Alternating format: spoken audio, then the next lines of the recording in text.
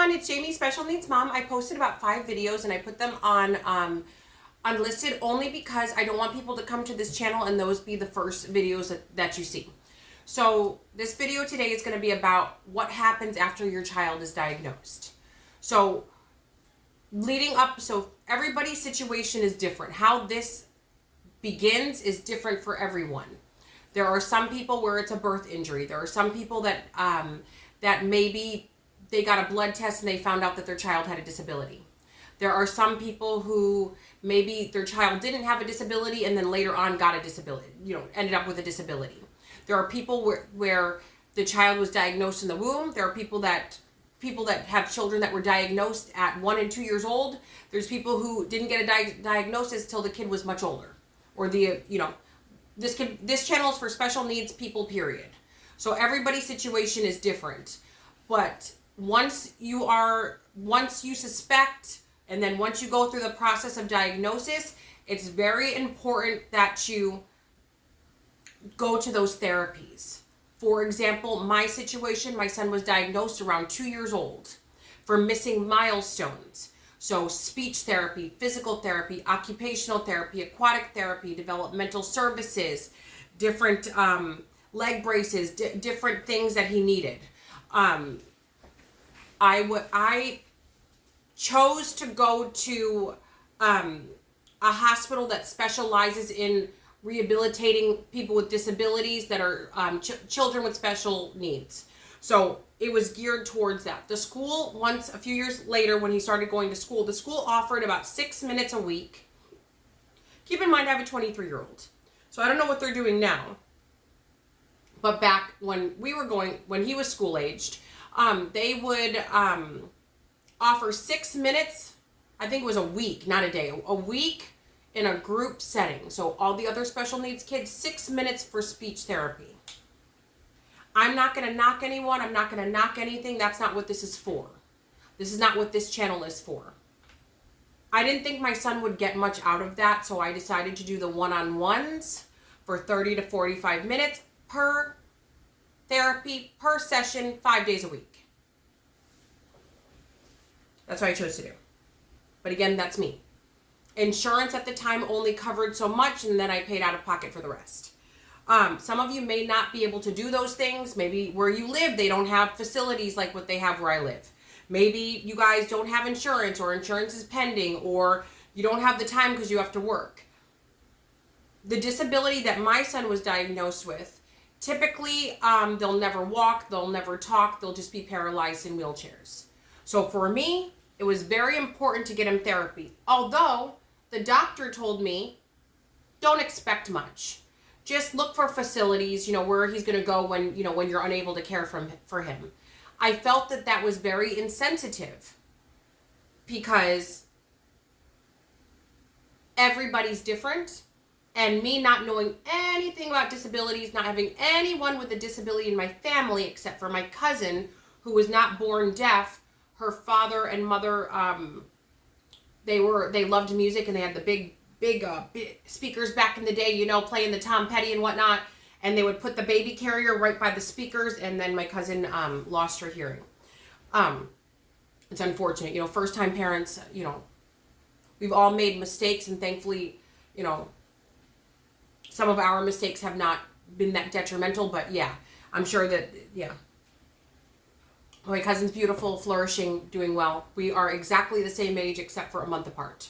Okay, so anyway, so back to this. So whatever therapies you can get them, because what the therapist got my son to do was walk. They said he would never walk. He can walk, run, go up and down the stairs. He's mobile. He is mobile. My son can feed himself. They said he never would be able to feed himself. He can watch TV, choose interest in the TV, chooses the food that he wants to eat. He'll go in the refrigerator, pull out the food, and give it to me. He is nonverbal. And I want to clarify something because you may hear something in the background. He can say no, and he can say hi, and I think he's trying to say play. Now, so if you do hear like a, hi, that's him. That's my 23-year-old. So he can say 2 words and a half in 23 years. So I consider that nonverbal, but I don't know what any of you would call that. My son didn't start walking until he was 4 years old. And that was due to all the therapy. I do not think he would have walked without the therapy. My son, once half of his body was weaker, they did force use with the occupational therapy. You know, pick this up, use this hand, pick it up. Now use the other hand and pick it up to try to get it balanced so he could use both sides. There were so many things implemented, so many incredible things that we did. Thankfully to the therapist. Thank God for the therapist. Thank God for people who didn't believe what the doctor said. Oh, there's no hope. Just put him in the corner and wait to put him in a facility. So if you are a parent that's just gotten a diagnosis, please, oh please, oh please have faith. Have faith. Please.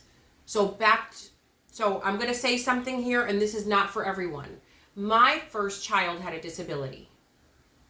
I didn't have more kids, not because I was afraid the kid would have a disability, but I was afraid that I couldn't take a second away from my oldest because he needed me. Like I didn't have time to focus on another baby. No, just it's all about him 24/7.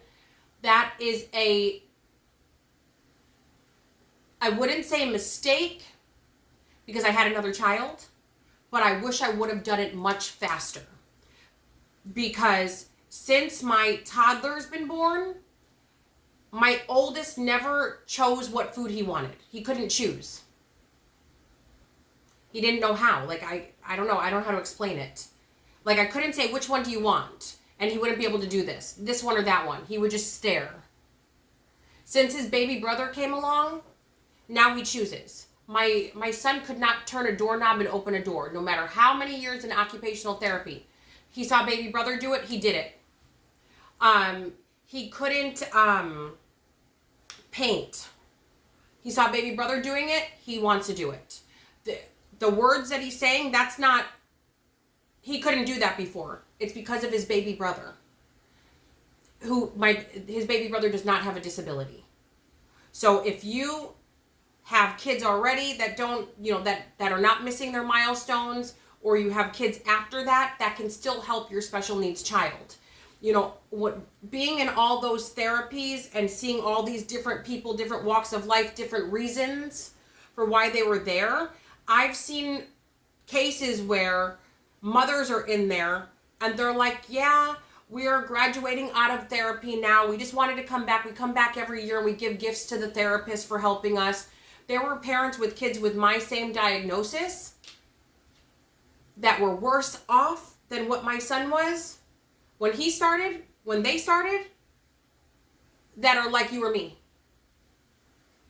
Better if anything.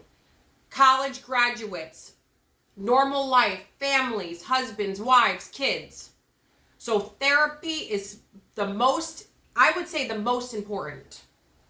Listen to the therapist, even if you think this is pointless, because I'm going to talk about this in the next video, the differences between your first kid having a disability or you having normal, whatever you would call the typical, and then having a kid with, there is a difference emotionally. That's going to be my next video. Okay, thank you guys. Jamie, Special Needs Mom, ta-ta for now. Love you long time.